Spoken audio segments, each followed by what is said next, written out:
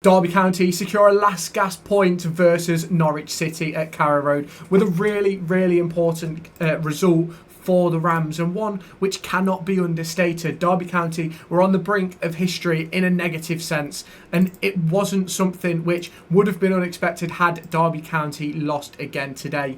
Obviously, Matt Hamshaw came in to replace his good friend Paul Warne today as an interim role, and there is talks of Derby County's next manager being in discussions already, potentially an approach from Derby County towards Blackburn Rovers for John Eustace, which will be an interesting take. But we're going to talk about this game, and we're going to focus on.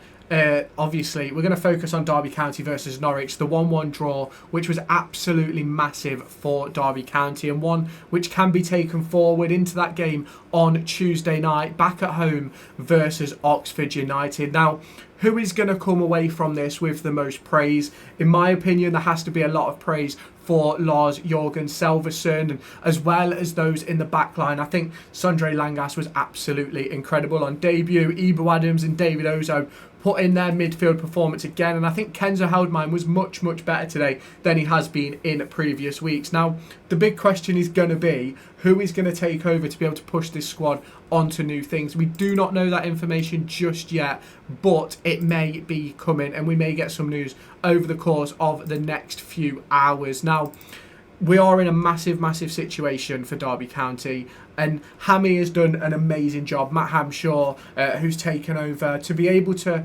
guide that squad to a point today was unbelievable. Now, it did come from a last gasp penalty given to Jerry Yates. It was won with Marcus Harness, who beat two men on the left-hand side and took a boot to the face before he was able to get to the ball. It was definitely a deserved penalty. There was two disallowed goals in the game. Lewis Dobbin got through on goal but was ruled offside, and then Lars Jørgen Salverson as well, given an offside goal. And I was disappointed for Salverson. It did look a really tight one. And for me, I feel as if those tight ones, if you haven't got VAR, you shouldn't give them. But that's just my opinion, because I don't even think that the lino was up with the play, to be completely honest. Now, it is a massive point for Derby County, and having Jake Buxton, having Bradley Johnson on that touchline, I think has been absolutely massive today, because we really have sort of stopped that rot today, and having two men who really know what it's like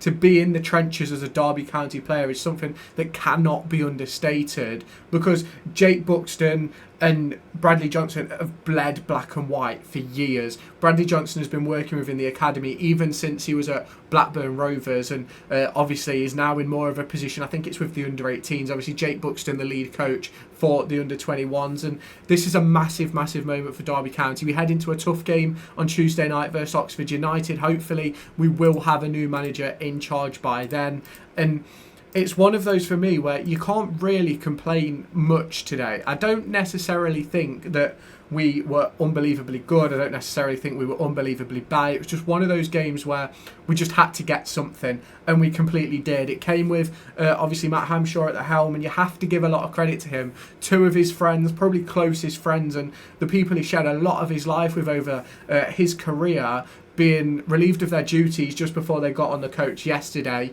and then obviously that situation of taking over from them just for one game, and what a performance we have seen today, to be completely honest. And I'm not going to say that that's what I want to see every week, because we have to be better in possession. We have to be a little bit better out of possession as well. I think the goal came from Matt Clarke stepping up just a little bit too eagerly and sort of opened up that space for Sargent, and you can't do that in this division. And Matt Clarke will know that. He'll look at that back and he'll know that he made a tiny mistake with that one. But we got the point, we got the result, we stopped the rot of 8 straight defeats. This now starts a potential unbeaten run as we head into that game versus Oxford United, which is going to be a massive one. If we do go and look at the Championship League table, Derby County put themselves still 22nd, but now on 28 points. Hull City, Luton, Cardiff, Plymouth all will have a game in hand, because I believe they're still in the Cup. But we face Oxford on Tuesday. They're on 37 and 31.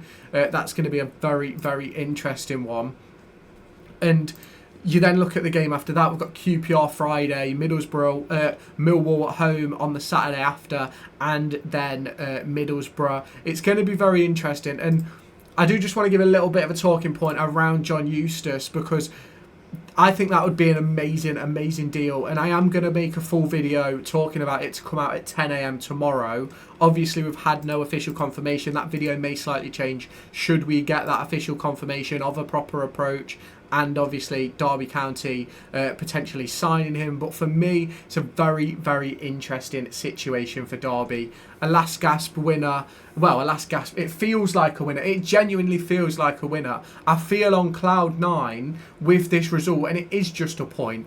We are just now 1 point out of safety, and like, it's just one of those things where I've been calling for this for months and months, because I even said it at the start of the season. I just didn't think that Paul Warne had the capabilities to manage at this level and really be successful. And obviously that start to the season really did earn him a little bit of extra time, in my opinion. If we hadn't have won 4 in 8 or 4 in 9, whatever it was, to start the season, then I genuinely believe he probably would have gone in December. But we cannot complain. Paul Warne is gone. A new manager is set to come in over the course of hopefully the next 24 hours. And I'm absolutely buzzing. I'm absolutely delighted with the performance we've put in today, the team we've put out, the way they've played, the effort they've put in. I believe Pompey were beaten at Bramall Lane. I think they were playing Sheffield United, I think it was. I could be wrong. But I believe they got beaten today. And that obviously gives Derby County just that little bit more hope. I've had conversations about this over the course of the last 24 hours, and we really couldn't expect a great deal from Derby County with the situation that we're in. Because obviously, when you make those changes and you take away a manager who's trained the squad for the entire week, you can't really expect massive changes in performance and massive changes in tactics or anything like that. And ultimately, I don't think we saw any big changes really. And it's one of those situations really where we go into the game, and I think I put on Twitter earlier today, I'll try and find the tweet so that I can read it out for you, but I'm pretty sure I put on Twitter that anyone expecting anything from today, it's ludicrous really, because it's still Paul Warne's tactics, it's still Paul Warne's style, it's still Paul Warne's training that has set the team up for this. And obviously, if you did watch the game, you will know that Derby County were very much in a situation where it was very much a Paul Warne setup. A lot of people who were watching the game should notice that. In my opinion, 100% a free hit today. A great point for the Rams to move on to that game on Tuesday. And that is going to be the biggest game of our season for a long, long time. Jerry Yates put in an excellent, excellent penalty. Lars Jørgen Salverson was absolutely unbelievable today, by the way. Langas, absolute Rolls Royce of a defender. Reminds me so much of Christian Bielik in the way he strides across the pitch. I'm not going to say that he's got the technical ability. I don't think we saw enough of that today, but we will obviously have to wait to see where that comes from. And obviously, we will have to see who the new manager is to see, are we going to play in a back 4? Are we going to play in a back 5? Obviously, today it was a back 5 with Thompson as a right wing back, Osborne as a left wing back. It was a very, very interesting system for Derby County today. Very, very, very important point. And in my opinion, it's a very, very emotional point, because Derby County have been on this journey for a long time under Paul Warne, where ultimately he never really got that proper... it was never really wanted by the fans. A lot of fans were happy with Rossini. Yes, we all needed changes and things like that to the style that Rossini did, but Paul Warne came in, put in his percentage style of play, and obviously at League One level, when you've got the better players, you can sort of play with those percentages, but you can't in the Championship, and that's why he lost his job, and that's why we've seen Derby County pick up a point today. It's going to be interesting to see what does happen over the course of the next few days. There'll be a video dropping tomorrow morning about the approach for John Eustace. I'm going to give my take on what I think we could see, but if you have not done so already, make sure you hit that subscribe button, turn on that notification bell, hit the like button as well, and I'll catch you in my next video.